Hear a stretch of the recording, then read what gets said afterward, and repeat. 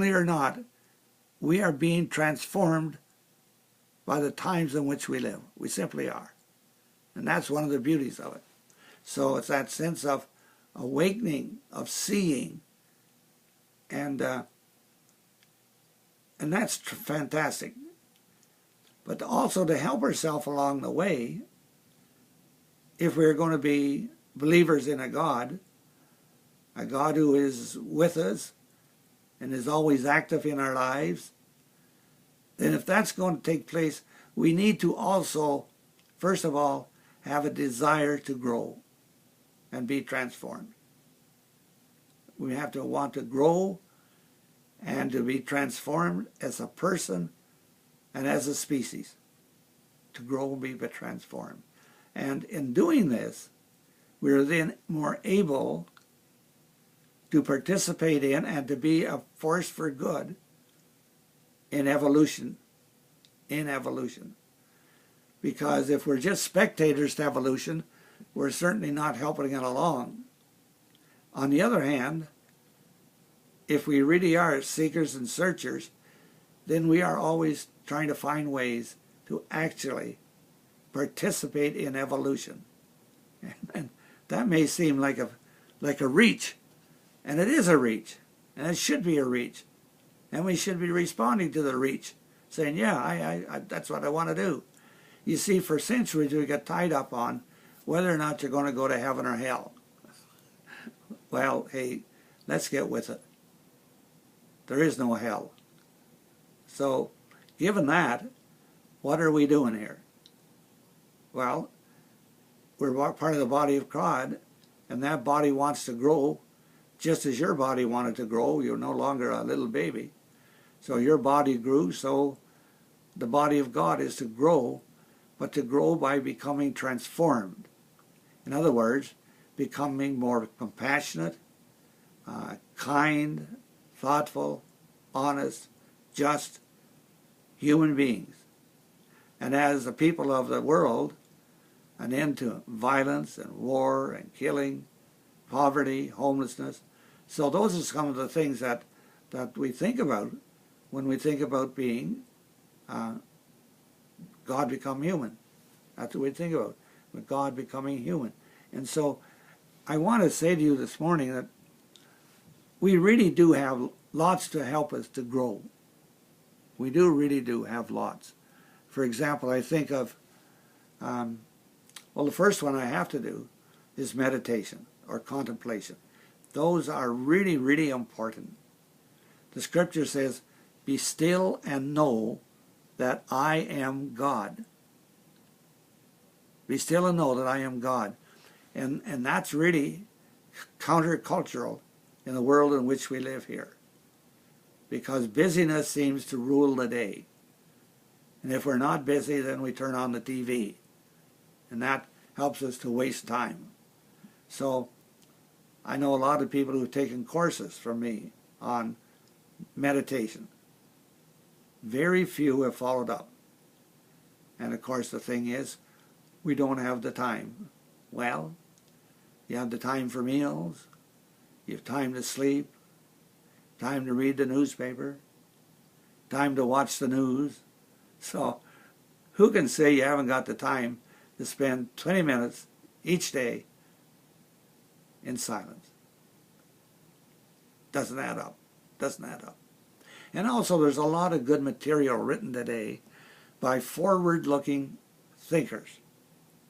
Forward-looking thinkers who have written books that are fantastic. Fantastic books which bring together science and faith, science and religion. Bring them together. And they're so enlightening. We have our geniuses today. We have those writers who have a vision, a tremendous vision. And their eyes have been opened to see what really is. And they have written it down. And it's there for us for the taking. I think also faith sharing group. I belong to a faith sharing group that meets every Tuesday. And we have lunch, pay for our own. So it costs you a few bucks depending on what you eat. And then, of course, there is the sharing that takes place. And the fact is we do it as a little community. It's a small community, and faith sharing groups are generally very small, maybe a dozen people. Faith sharing, where we share our journey, our experiences, and what has enabled us to grow, how we've experienced transformation. Those are the kind of things that we think about and to grow into. So that's the big thing, is a faith sharing group.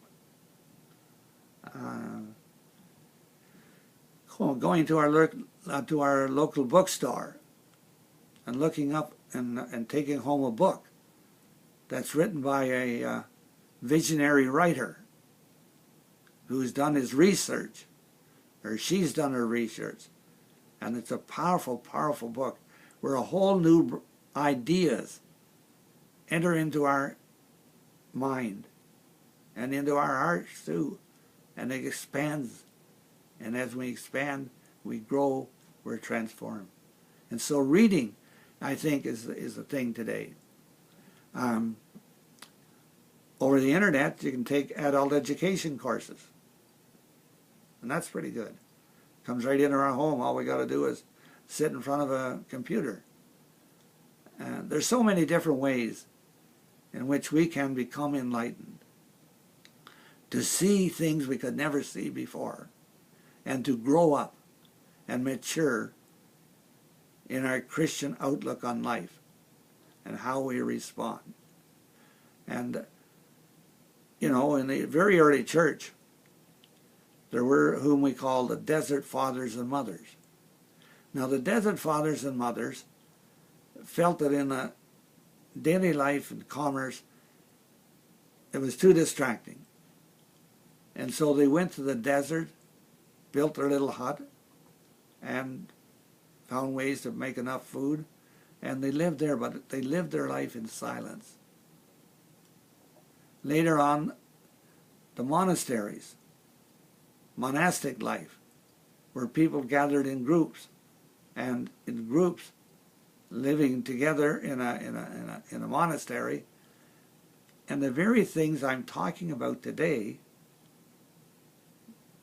that union with God, the energy of God, God's love blossomed in their lives, but that became one of the mainstays which kept Christianity alive down through the centuries, when it could very well have been lost altogether. But no, they gathered together in the desert, and in silence, mostly silence. You take Thomas Merton, his monastery in Kentucky, and he, in his writings, have touched probably a million of people around the world. And he was taught by God. He was taught in silence. He was a seeker who wanted more than anything else a viable, dynamic relationship with God. Jesus said, "The Father and I are one." Merton was able to say, "Father and I are one. We are one." That oneness with God really blossomed, but he had to live in a monastery. Now, you and I know that we don't, and probably never will, live in a monastery, and that's kind of the fact of life. However, it doesn't mean we can't put aside some time in our daily life, if we really truly want and desire to be enlightened, to become aware, to see that God and you are one. God is you and you are God. And that's the mantra of today. God is you and you are God, but you're not all of God. God is bigger than you. But nevertheless, you're able to say, I am God and God is me. And when you get that, you have really moved forward in a big way on your spiritual life and your spiritual development. So I think there's ways and means for us. And I think in our world today, for the most part, religion has become irrelevant. That the world goes on very nicely without religion. And or there will be lip service to religion. But the actual fact that that's at the core of who people are is being lost. I think that's fair to say. In some countries of the world, their religious people who practice religion, are down to 7% of the population. In our own country, the very active participation in church life is down to 15%. And when I started out over 50 years ago, 80% of the people